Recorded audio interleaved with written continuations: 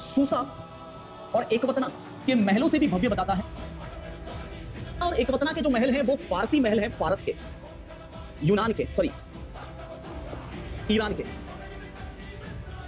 वंश के। और इसी हकमनी वंश में डेरियस और साइरस हुए थे। उससे भी शानदार महल बताए हैं मेगास्थनीज ने। किसके महल? पाटलिपुत्र के महल।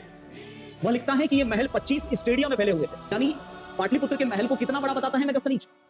2.5 किलोमीटर में बताता है। और भारतीय इतिहासकारों से जब पूछते हैं कि चंद्रगुप्त मौर्य के जो महल जिसकी तारीफ मेगास्थनीज ने की थी वो महल कहां है, तो कहते हैं उसके प्रमाण नहीं मिले हैं, वो लकड़ी के थे, नष्ट हो गए। तो चलो मेरे साथ पटना, पाटलिपुत्र।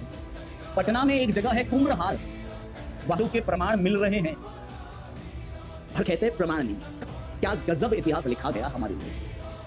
जानबूझ के चंद्रगुप्त मौर्य जैसे महान सम्राट को दबाना ही था। क्यों दबाना था? क्योंकि उसने सेल्यूकस जैसे आदमी को तोड़ा था। ठीक है।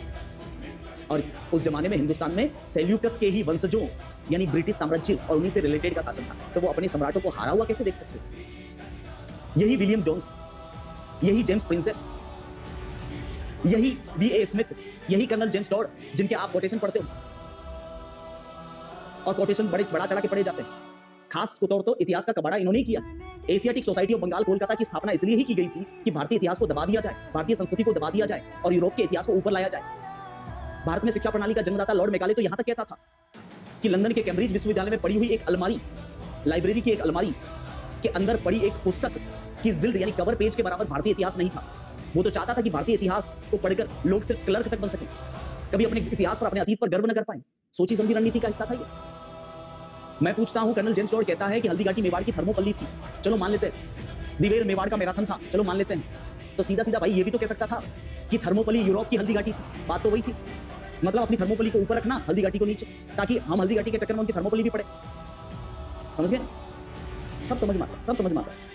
खलीज ने तो यहां तक लिखा है कि ये जो महल है ना, इसके चारों तरफ 8 फीट चौड़ी और 5 फीट गहरी ठंडे जल की खाई थी, जिसमें मगरमच्छ इत्यादि।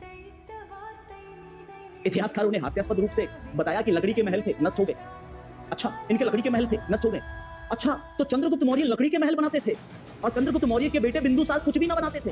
और अकस्मात से चंद्रगुप्त मौर्य के पोते अशोक ने पत्थरों का प्रयोग करना शुरू कर दिया। सिर्फ दूसरी तीसरी पीढ़ी में पत्थर के प्रयोग, और दादा लकड़ी के महल बनवा रहा है। इतनी टेक्नोलॉजी में अकस्मात से विकास भारत में ही हो सकता है और कहीं नहीं।